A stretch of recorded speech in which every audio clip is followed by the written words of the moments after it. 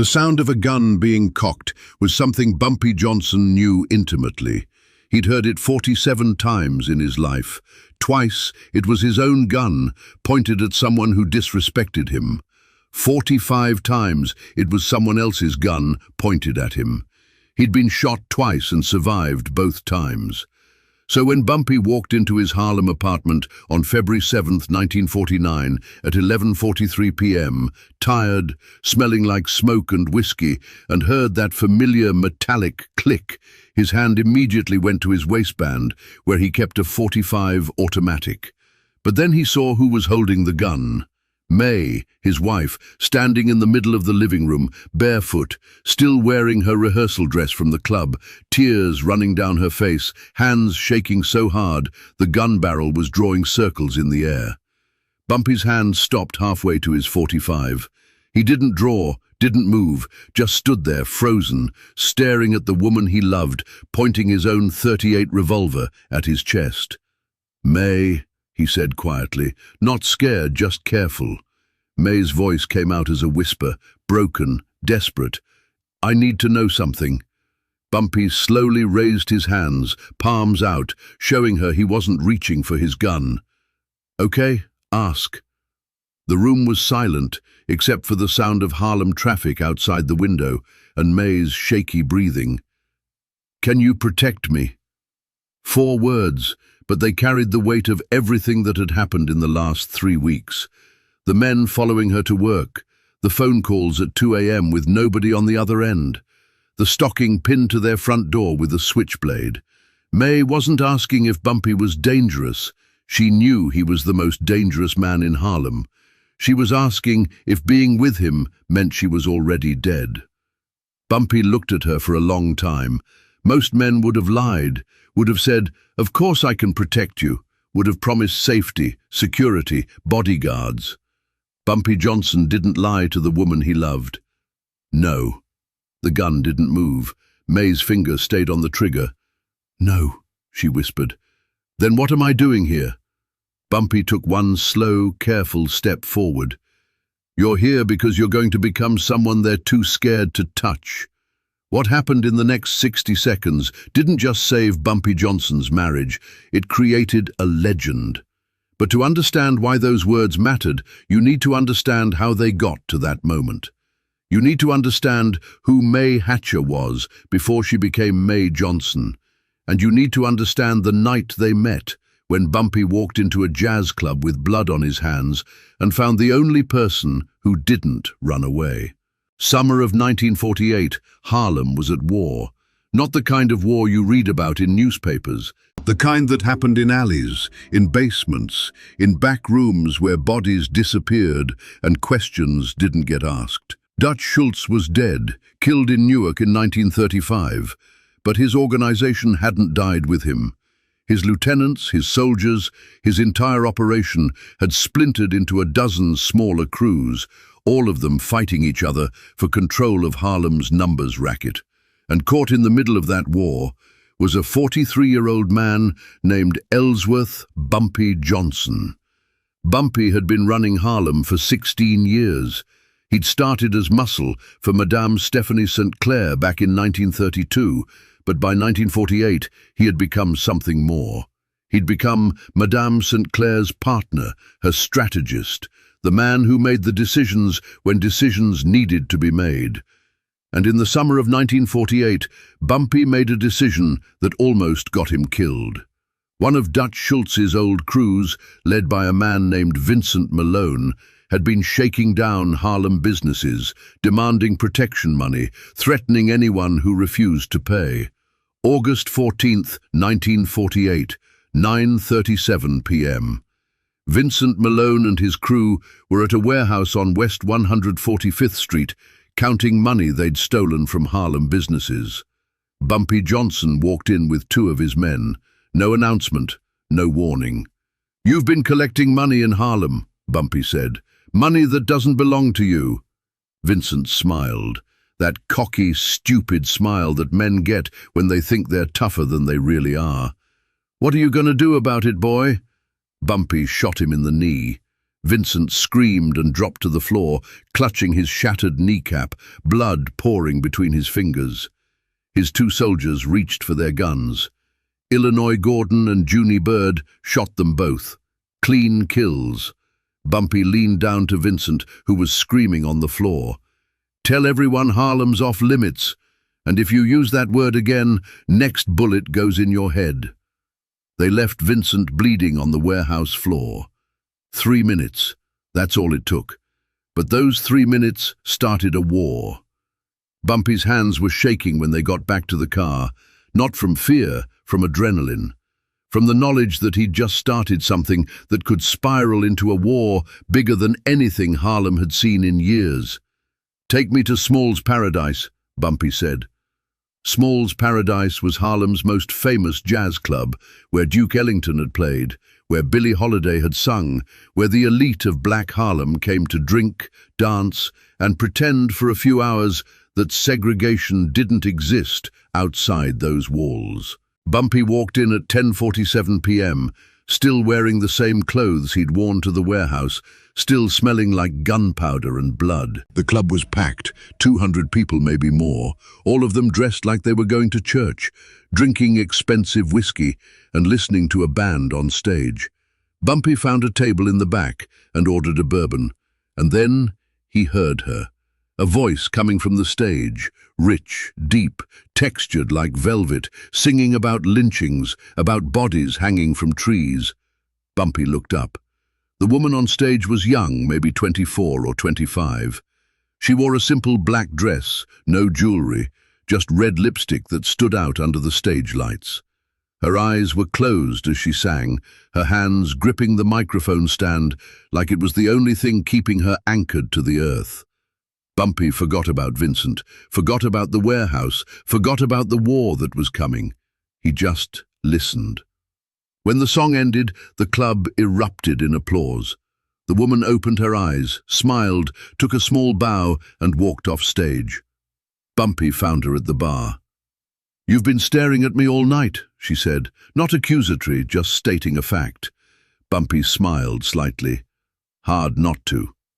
She tilted her head, studying him. Her eyes dropped to his jacket, where a small bloodstain was visible on the collar. "You are trouble," she said. "Most likely. And you came to a jazz club looking like you just walked out of a fight." "I did." She should have walked away. Any sane person would have. But instead, she looked at him with those dark eyes that had seen too much and asked, "So why would I waste my time talking to you?" Bumpy was quiet for a moment. "Because everyone else in this club is lying to you right now. The men buying you drinks are lying about who they are. I'm not lying. I'm exactly what I look like. A man who just walked out of something violent and came here because your voice made me feel something other than anger for the first time in 3 years. She studied him for a long moment. "What did my voice make you feel?" "Human." She smiled, small, almost invisible, but real. "I'm May," she said. "Bumpy. I know who you are, and you're still talking to me." "I'm from North Carolina," May said, picking up her drink from the bar. "Greensboro. I watched the Klan burn my neighbor's house down when I was 12 years old, stood in the street with my mother while they rode past on horses, torches in their hands, laughing. I've seen worse than bloodstains." Bumpy looked at her with something close to wonder. "One drink," May said. "That's all you get to prove you're not wasting my time." They talked for 2 hours. May told him about growing up in Greensboro, about the violence she'd seen, about moving to New York to sing. Bumpy told her about Harlem, about the numbers racket, about Madame St. Clair. At 1 a.m., Bumpy walked May home. "I'd like to see you again," Bumpy said. May looked at him for a long moment. "You're dangerous," she said. "Everyone says so." "They're not wrong. So why would I want to see you again?" "Because I won't lie to you," he said finally. "I won't pretend to be something I'm not. And in Harlem, that's rarer than you think." May smiled. "Come by tomorrow night. I'm singing at 9. Bumpy started showing up at Small's Paradise every night May sang. By October 1948, they were inseparable. By December, May had moved into Bumpy's apartment on West 139th Street, and by January 1949, every gangster, mobster and hustler in New York knew that Bumpy Johnson had a weakness. Her name was May Hatcher. The threat didn't come from strangers. It came from someone Bumpy thought he'd already dealt with. Michael Malone, Vincent's younger brother. After Bumpy shot Vincent in the knee that August night, Vincent never walked again. He spent the rest of his life in a wheelchair, bitter, broken, waiting to die. And Michael Malone blamed Bumpy for every second of his brother's misery. The first threat came on January 15th, 1949.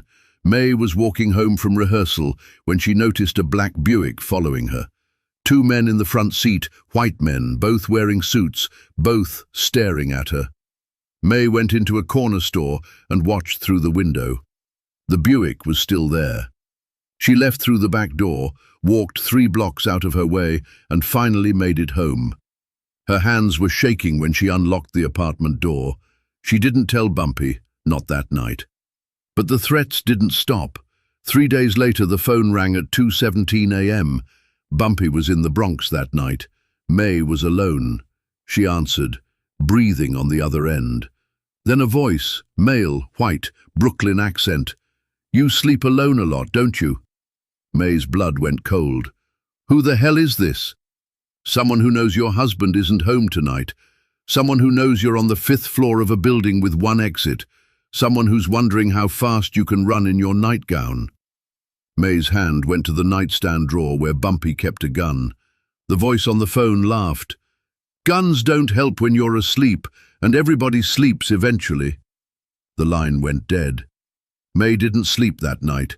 She sat in the living room with Bumpy's .45, watching the door, waiting for sunrise. When Bumpy came home at 6 a.m., he found her sitting there, exhausted, terrified, the gun in her lap. "May," she whispered, "they called. They know when you're gone. They know where I sleep. They're watching me, Bumpy." Bumpy's face went hard. Not angry, something colder than anger. "Tell me everything." When she finished, Bumpy stood up, walked to the bedroom, and came back with a .38 revolver. He set it on the table in front of her. "Today," he said, "not tomorrow, not next week. Today, I'm teaching you how to use this." That afternoon, Bumpy took her to the basement of Small's Paradise. The club's owner, Ed Smalls, owed Bumpy favors, so he let them use the space without questions. Bumpy set up bottles on a shelf against the far wall and handed May the .38. "Hold it like this," he said, showing her. "2 hands, firm grip. Don't lock your elbows." May's hands were shaking so badly she could barely hold the gun. "I can't do this," she whispered. "Yes, you can." "I'm a singer, Bumpy. I'm not like you." Bumpy stepped behind her, put his hands over hers and steadied the gun. "You're exactly like me," he said quietly. "You survived the Klan, came to New York alone, built a career in a city that didn't want you here. That takes more strength than shooting a gun. You already have what it takes. I'm just showing you the mechanics." They practiced for 3 hours. By the end, May could hit 4 out of 5 bottles from 15 feet away. Over the next 2 weeks, Bumpy made calls, reached out to contacts in the Bronx and Brooklyn, trying to figure out who was threatening May. He narrowed it down to Michael Malone. On February 10th, Bumpy sent Michael a message. 3 of Michael's businesses burned down in the same night. A social club in the Bronx, a warehouse in Queens, a numbers operation in Brooklyn. Nobody died. The buildings were empty when they burned, but the message was received.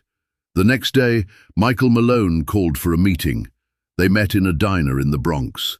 "You burned down 3 of my operations," Michael said. "Your wife, you're not even married yet." "She will be. And if any of your men come near her again, I'll burn down everything you have left." Michael Malone stared at Bumpy for a long time. Then he laughed. Not a happy laugh, a bitter, resigned laugh. "You think Harlem makes you untouchable?" "I don't think it," Bumpy said. "I know it." Michael leaned forward. "My brother Vincent is in a wheelchair now because of you. You did that to him." He did that to himself. He came into my neighborhood, disrespected me, and thought there wouldn't be consequences. He was wrong. Bumpy stood up. "This conversation is over," Michael called after him. "This isn't over, Johnson." Bumpy turned back. "Yes, it is. You just don't know it yet." Michael Malone tried 3 more times to retaliate. In March, he sent men to firebomb Bumpy's policy bank. Bumpy's crew was waiting. The men were beaten unconscious. In April, Michael tried bribing Bumpy's cops. The cops took his money, then told Bumpy everything. In May, Michael put a $10,000 bounty on Bumpy's head. The bounty lasted 14 hours before someone collected it, not by killing Bumpy, but by telling Bumpy where Michael was hiding. Bumpy found Michael in a Queens warehouse and broke both his legs with a baseball bat. "You're done. Leave New York or end up in the same wheelchair as your brother." Michael left for Miami 3 days later. He never spoke Bumpy's name again. But even with Michael gone, the threats didn't stop completely. On January 22, 1949, May came home from rehearsal and found something pinned to her apartment door. One of her stockings, the expensive silk ones she wore when she performed. Someone had been in her apartment, gone through her things, taken one of her stockings and pinned it with a switchblade. No note, no message, just the stocking and the knife. The message was clear. "We can get to you any time we want." That night, May sat in the apartment alone, waiting for Bumpy to come home. She went to the bedroom, opened Bumpy's nightstand drawer, and took out his .38 revolver. She walked back to the living room, sat down in a chair facing the door, and waited. When Bumpy walked in at 11:43 p.m., he saw her immediately, saw the gun in her hands, saw the look on her face, and he knew this was it. The moment where everything either held together or fell apart. "May," Bumpy said quietly, his hand stopping halfway to his own weapon. May didn't respond. She just sat there, tears streaming down her face, the gun pointed at Bumpy's chest. Bumpy slowly raised his hands, palms out. "Talk to me." "I need to know something," May whispered. "Okay? Can you protect me?" The question hung in the air between them. 4 words that carried the weight of everything. The threats, the phone calls, the stocking pinned to the door, the fear that had been eating May alive for weeks. Bumpy looked at her for a long time. He could lie, could promise her bodyguards, safe houses, whatever it took to make her feel safe. But Bumpy Johnson didn't lie to May Hatcher. "No," he said. The gun stayed pointed at his chest. May's finger was on the trigger. "No," she repeated, her voice breaking. "No, I can't protect you, not the way you're asking. Then what am I doing here?" Her voice rose. "What am I doing in this apartment, in this life, if you can't keep me safe?" Bumpy took 1 step forward. "I can't protect you, not the way you want. I've got too many enemies, and they know the best way to hurt me is to hurt you." "Then I should leave," May said. "I should go back to North Carolina, go anywhere but here." "Leaving won't save you," Bumpy said quietly. "They already know who you are. They already know you matter to me. Running won't change that." "Then what do I do?" May's voice was barely audible. Bumpy took another step forward. He was 5 feet away from her. "Now you become someone they're too scared to touch." May stared at him. "What?" "Right now you're Bumpy Johnson's woman. That makes you a target. But if you become someone who's dangerous on your own, someone who fights back, then you're not a target anymore. You're a threat." "I don't know how to be a threat," May whispered. "Yes, you do. You survived the Klan, came to New York alone, built a career in clubs run by men who didn't respect you. That takes steel, May, real steel. I'm just going to teach you how to sharpen it." The gun lowered slightly. "You're going to teach me to fight. I'm going to teach you to survive, how to watch your back, how to spot danger, how to shoot, how to make men like the ones threatening you right now think twice before coming near you." May set the gun down on the table, stood up, walked across the room and stood in front of Bumpy. "And if that's not enough?" she asked quietly. If they come anyway? Bumpy looked into her eyes. Then I'll die with you. May's eyes filled with tears. You mean that? I've never meant anything more in my life. She kissed him. Not a desperate kiss, a promise kiss. Then teach me, she whispered, because I'm not dying alone. Bumpy pulled her into his arms and held her while she cried. I'm sorry, he whispered. I'm sorry I can't give you a normal life. I don't want a normal life, May said. I want this life with you. I just needed to know you weren't going to lie to me. I'll never lie to you, Bumpy said. That's the one promise I can make. They stood there for a long time, holding each other in the darkness of that Harlem apartment. For the next year, Bumpy taught May everything: how to shoot, how to spot a tail, how to read a room, how to know when someone was lying, how to trust her instincts. By 1950, Mayme Johnson wasn't just Bumpy's wife, she was a force in her own right. And in April 1950, she got the chance to prove it. April 3rd, 1950, 2:30 p.m. May was leaving Mount Olivet Baptist Church after choir practice when two men approached her. One was tall, mid-30s, wearing a suit. The other was shorter, stockier, with a face like a bulldog. May recognized them immediately. Mobsters, Italian. Mrs. Johnson, the tall one said, smiling. We need to talk to you. May kept walking. Mrs. Johnson, the tall one said again, stepping in front of her, blocking her path. This isn't a request. The shorter one moved behind her, cutting off her escape. May stopped walking. She was trapped. Middle of the day, middle of Lenox Avenue. What do you want? May asked, her voice steady. We want you to come with us, just for a conversation about your husband. I'm not going anywhere with you. The tall one's smile faded. Mrs. Johnson, you don't have a choice. The shorter one put his hand on her shoulder, firm, letting her know he was there. Get your hand off me, May said quietly. Or what? The tall one asked, stepping closer. You're going to scream? Nobody here is going to help you. He was right. People walked past, looking away, pretending not to notice. The shorter one's grip tightened. Come on, don't make this difficult. May reached into her purse. The tall one saw the movement, his hand going to his waistband. Don't! May pulled out her .38 revolver, the one Bumpy had given her 18 months ago, the one she'd practiced with until she could hit bottles from 15 feet away with her eyes closed. She pointed it at the tall one's chest. Get away from me, she said. The tall one froze. You're not going to shoot me, not in broad daylight. You're right, I'm not going to shoot you. She turned and shot the shorter one. The bullet hit him in the shoulder, spinning him around, sending him crashing into a parked car. He screamed, clutching his shoulder, blood seeping through his fingers. The tall one reached for his gun. May turned back to him, the .38 still steady in her hand. Don't, she said. The tall one looked at her, looked at his partner bleeding on the sidewalk, looked at the gun in May's hand, and he ran, sprinted down Lenox Avenue like his life depended on it.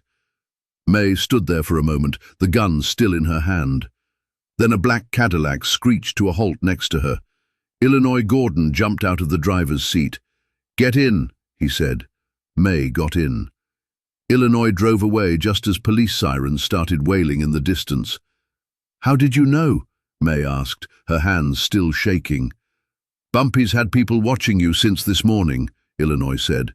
We were half a block away when those two approached you. May looked at him. Why didn't you stop them? Illinois smiled slightly. Bumpy wanted to see if you could handle yourself. He glanced at her in the rearview mirror. You passed.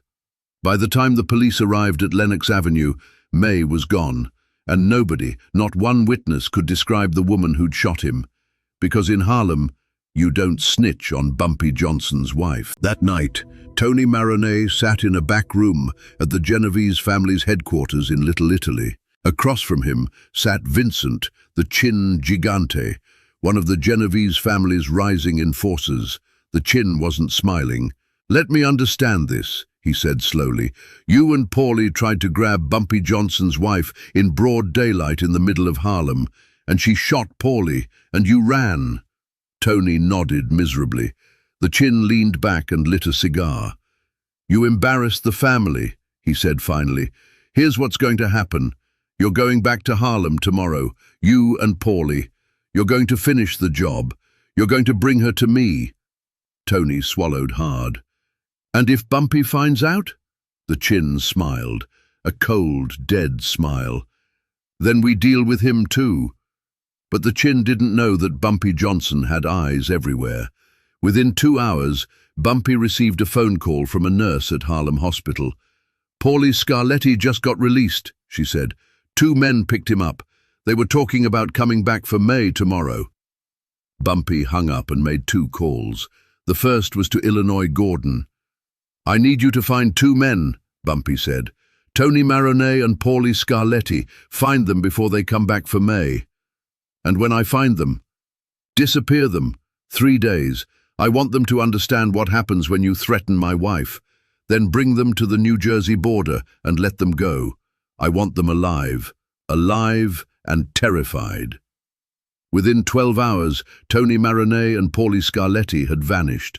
Illinois Gordon found them at a diner in the Bronx, drugged their coffee, put them in a truck, and drove them to an abandoned warehouse.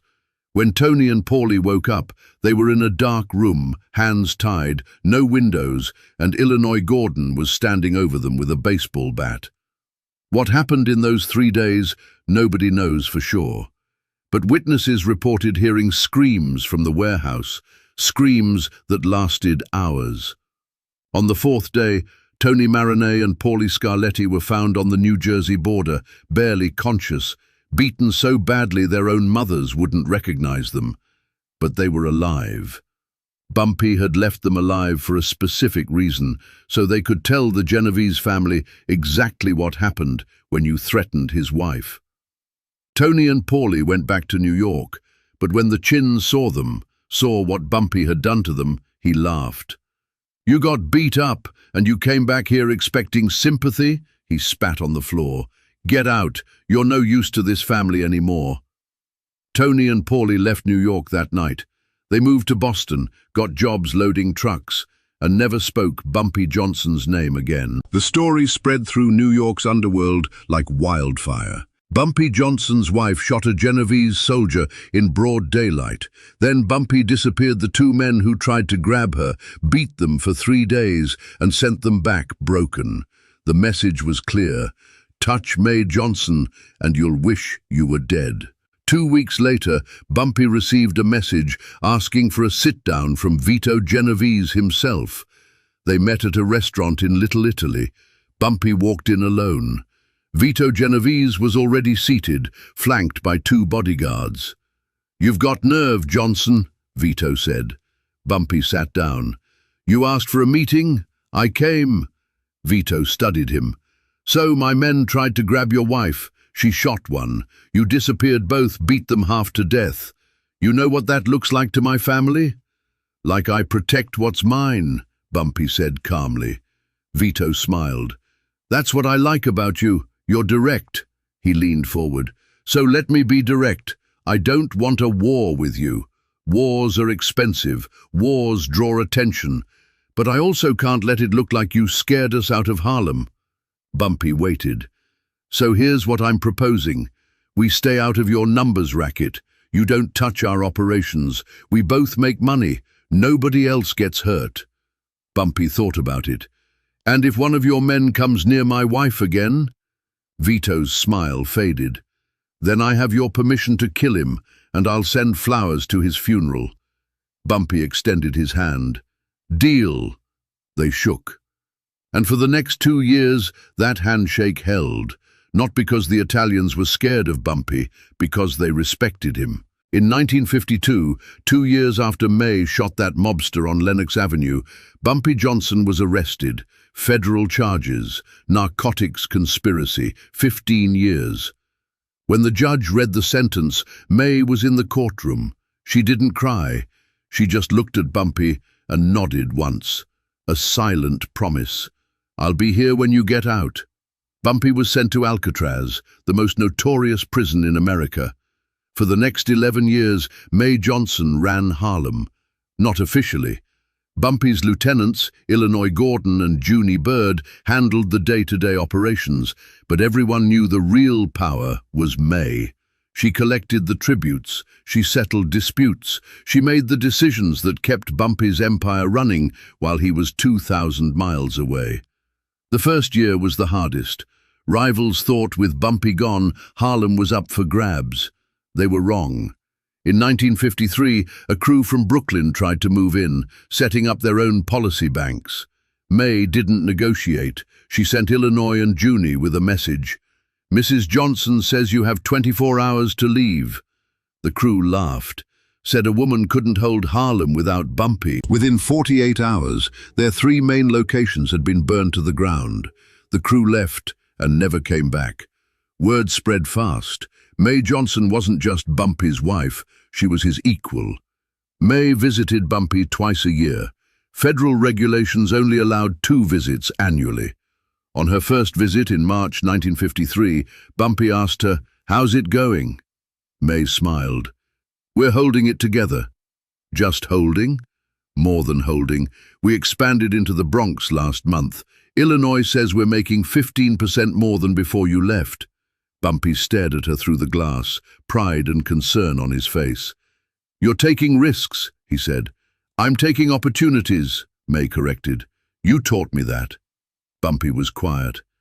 "I'm proud of you," he said finally. May's eyes filled with tears, but she didn't let them fall. "I told you I'd die with you," she said. "That means I live for you too, until you come home." For 11 years, May kept Bumpy's empire running. She was ruthless when she needed to be, merciful when she could afford it, and smart always. She learned things about the business that even Bumpy hadn't fully mastered. How to read financial ledgers, how to spot when someone was skimming, how to negotiate with suppliers who thought a woman couldn't drive a hard bargain. She proved them wrong every time. By 1958, Mayme Johnson was one of the most powerful figures in Harlem. Not one of the most powerful women, one of the most powerful people, period. When kids in Harlem couldn't afford school supplies, May made sure they got them. When families couldn't pay rent, May made arrangements. When the police harassed black businesses, May made phone calls that made the harassment stop. She did what Bumpy had always done. She made sure Harlem took care of its own. In 1963, Bumpy was released. He walked out of Alcatraz, took a plane to New York, and landed at LaGuardia Airport at 6:47 p.m. May was waiting for him at the gate. Bumpy saw her standing there, still beautiful, still strong, grey streaks in her hair now, and he smiled. "Did you hold it together?" he asked. May smiled back. "I didn't hold it together, Bumpy. I made it stronger." They walked out of that airport hand in hand, and for the next 5 years, until Bumpy died in 1968, they ruled Harlem together, not as boss and wife, as equals. Because that gun, that question, that answer, "Can you protect me?" "No, but I'll teach you to protect yourself," had turned Mayme Johnson into something more powerful than any bodyguard could ever be. A partner. July 7th, 1968. Wells Restaurant, Harlem. Bumpy Johnson collapsed at 7:32 p.m. He'd been having dinner with May when he clutched his chest, his face going grey. Heart attack. Bumpy was dead before the paramedics arrived. 62 years old, the king of Harlem, gone. The funeral was massive. Over 10,000 people attended. The streets of Harlem were packed with people who wanted to pay their respects. May didn't cry at the funeral. She stood there, stoic, wearing black, accepting condolences. She didn't cry because she'd known this day was coming, had known it since February 7th, 1949, when Bumpy said, "I'll die with you." He'd kept his promise. Mayme Johnson lived 41 more years after Bumpy died, never remarried, never left Harlem. In 2008, when she was 93, a journalist asked her, "What was it like being married to Bumpy Johnson?" May smiled. "He never lied to me. That night, when I held a gun to his chest and asked if he could protect me, and he said no, that was the moment I knew I'd found the only man worth dying for. Because he was honest, even when the truth was terrifying. Did you ever use that gun again? No, I never had to. Word spread. After that, nobody touched me. But you want to know the real test? Those 11 years Bumpy was at Alcatraz, I ran Harlem by myself. And when he came home, he didn't find a broken woman, he found a partner. May died in 2009 at 94. Her funeral was smaller than Bumpy's, but the people who came weren't there out of obligation. They were there because Mayme Johnson had been a legend in her own right. Not as Bumpy's wife, as herself. A woman who shot a mobster in broad daylight. A woman who ran Harlem for 11 years alone. A woman who survived 41 years without the man she loved. And it all started with a question. Can you protect me? No, but I'll teach you to protect yourself.